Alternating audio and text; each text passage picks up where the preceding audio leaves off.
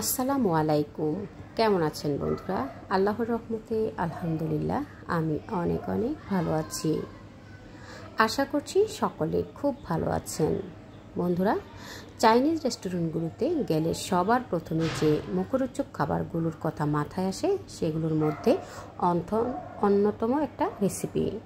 এই অন্থনটাকে বিফ দিয়ে খুব সহজ পদ্ধতি, ঘরোয়া পদ্ধতিতে আমি যেভাবে তৈরি করি সেই পদ্ধতিটাই আপনাদের সাথে শেয়ার করব।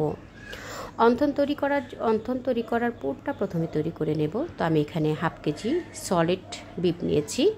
এখানে আমি কিছু মশলা দিয়ে ম্যারিনেট করে নেব। হলুদের গুঁড়া, মরিচের গুঁড়া, স্বাদ মতো লবণ, ধনিয়ার গুঁড়া, জিরার গুঁড়া এবং আদা রসুনের পেস্ট দিয়ে ভালোভাবে মেখে নেব। গুঁড়ো মশলাগুলো সব আমি 1 চা চামচ করে নিয়েছি। আমি পরবর্তীতে আবারও মশলা ব্যবহার করব। তো 1 চামচ করে মশলা দিয়ে বিফটাকে আমি ভালোভাবে মেখে নিই। এরপর আমি সেদ্ধ করে নেব। 1.5 টেবিল চামচ আদা রসুনের পেস্ট দিয়েছি। স্বাদ মতো লবণ দিয়ে সামান্য কিছুটা পানি দিয়ে আমি খুব দ্রুত সেদ্ধ করার জন্য প্রেসার কুকারে বসিয়ে দেব। 5-6টা সিটি উঠে গেলে বিফটা খুব সুন্দরভাবে সেদ্ধ হয়ে যাবে। আপনারা চাইলে নর্মাল প্যানেও কিন্তু সেদ্ধ করে নিতে পারেন। আমি খুব দ্রুত সেদ্ধ করব, যার কারণে আমি প্রেসার কুকারে সেদ্ধ করে নিয়েছি এবং পানিটাকে খুব ভালোভাবে শুকিয়ে নিয়ে এরপর আমি মাংসটাকে শুকনো শুকনো করে নেব। এখন আমি চুলায় একটা প্যান বসিয়ে দিয়ে এখানে হাফ কাপ সয়াবিন তেল দিয়েছি। হাফ কাপ পেঁয়াজ কুচি দিয়ে পেঁয়াজটাকে হালকা করে ভেজে নিয়ে এখানে কিছু গরম মশলা দিয়ে দেবো। দারচিনি 2 টুকরা, এলাচি, লবঙ্গ, তেজপাতা পরিমাণ মতো দিয়ে দিলাম। দিয়ে একটু ফ্লেভার আসা পর্যন্ত ভেজে নিয়েছি। আদা রসুনের পেস্ট এখানে 1.5 টেবিল চামচের মতো দিয়ে আদা রসুনটাকে তেলে একটু ভেজে নেব। কাঁচা গন্ধটা যাওয়া পর্যন্ত ভেজে নিই। এরপর আমি এখানে ঝালের জন্য কিছু কাঁচামরিচ কুচি ব্যবহার করেছি আর 1 চা চামচ আস্ত জিরা, এখানে কয়েকটা 4-5টা পেঁয়াজ এবং 2টা রসুন কোয়া খুলে বড় বড় টুকরো করে কেটে নিয়েছি। সাথে আমি আলু দিয়ে দেব। আমি এখানে হাফ কেজি আলু কিউব করে কেটে নিয়েছি। আলুটাকে ভালোভাবে ধুয়ে নিয়ে এখন সাথে দিয়ে খুব ভালোভাবে আলুটাকে মশলার সাথে কষিয়ে নিচ্ছি। খুব ভালোভাবে কষিয়ে নিয়ে এখানে আরও কিছু মশলা ব্যবহার করে দেব। হলুদের গুঁড়া, মরিচের গুঁড়া, ধনিয়ার গুঁড়া, জিরার গুঁড়া এবং গরম মশলার গুঁড়া, স্বাদ মতো লবণ দিয়ে আমি মশলাগুলো সব 1 চা চামচ করে নিয়েছি।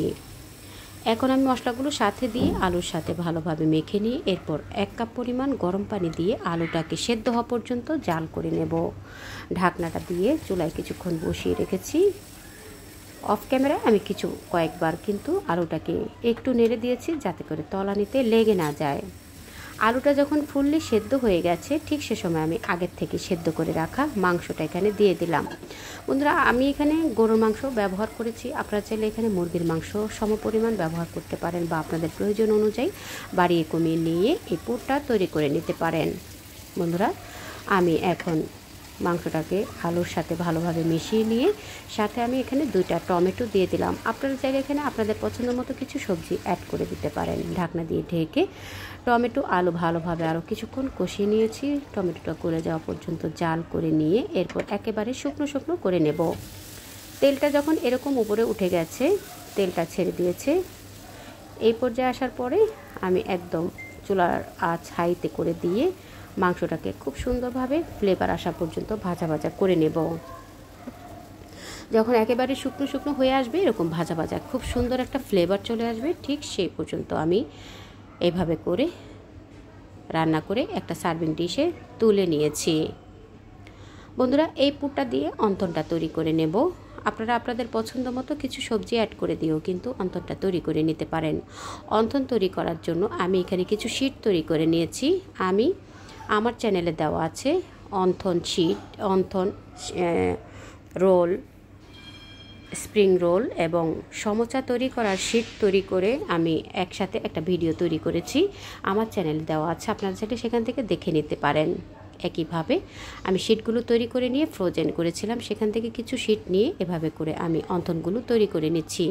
বন্ধুরা, এটা দেখে বুঝে নেবেন 4 কোণ করে আমি অন্থনগুলোর শিটগুলো কেটে নিয়ে এরপর আমি পরিমাণ মতো ভিতরে পুর দিয়ে দিলাম এবং 2 সাইডে একটু আটা দিয়ে আমি আটা তৈরি করে নিয়েছি। সেগুলো দিয়ে আমি অন্তনগুলোর মুখটাকে সিল করে দিচ্ছি। বন্ধুরা, এটা দেখে বুঝে নেবেন আমি কিভাবে অন্তনগুলো তৈরি করে নিচ্ছি। এক সাইড থেকে এভাবে দিয়ে মুড়িয়ে নিয়ে এরপর আমি দুই সাইডে একটু আঠা লাগিয়ে এরপর আমি মুখটাকে সিল করে দিয়েছি। এভাবে করে প্রতিটা অন্তন আমি তৈরি করে নেব।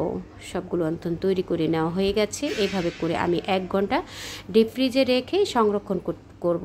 আপনারা যদি সবগুলো সংরক্ষণ করতে চান তাহলে এভাবে 1 ঘন্টা ডিপ ফ্রিজে রাখার পরে এয়ারটাইট বক্সে ভরে আপনারা ফ্রোজেন করতে পারেন। তো আমি এভাবে করে ফ্রোজেন করব। আমি কিছু ভেজে দেখিয়ে দিচ্ছি, আর বাকিগুলো আমি ফ্রোজেন করে রেখে দেব। চুলায় প্যান বসিয়ে দিয়ে আমি পরিমাণ মতো তেল দিয়েছি। তেলটা দেওয়ার পর তেলটা গরম হয়ে আসার পরে অন্তনগুলোকে দিয়ে প্যানে যে কটা ধরে সেই অনুযায়ী দিয়ে অন্তনগুলোকে একটু মুচমুচে করে ভেজে নেব।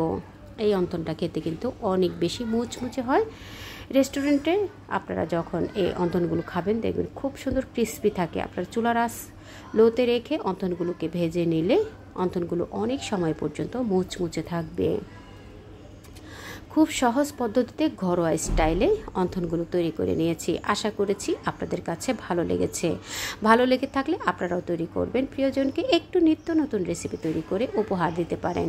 একইভাবে বাকি অন্তনগুলো আমি ভেজে নিয়েছি আমার প্রয়োজন মতো এবং বাকিগুলো আমি ফ্রোজেন করে রেখে দিয়েছি। যখন প্রয়োজন তার কিছুক্ষণ আগে বের করে নিয়ে ভেজে নিলেই কিন্তু আপনারা সার্ভ করতে পারেন। প্রিয়জনের জন্য একটু মজাদার টাইপের মুখরোচক খাবারগুলো ঘরেই তৈরি করে দিতে পারেন। কেমন লাগলো বন্ধুরা আমার এই অন্তন রেসিপি? আশা করছি সকলের কাছেই ভালো লেগেছে। ভালো লেগে থাকলে একবার হলো ট্রাই করবেন। কেমন হলো কমেন্টস করে জানাবেন। আপনাদের একটা লাইকস, একটা কমেন্টসের মাধ্যমে আমার এই রেসিপিটা পৌঁছে যাবে আরও অনেক বন্ধুদের কাছে। তারাও কিন্তু আপনাদের মতো করে আমাকে সাপোর্ট করতে পারবে। এতক্ষণ ধৈর্য ধরে দেখার জন্য অসংখ্য ধন্যবাদ জানাই। আল্লাহ হাফেজ।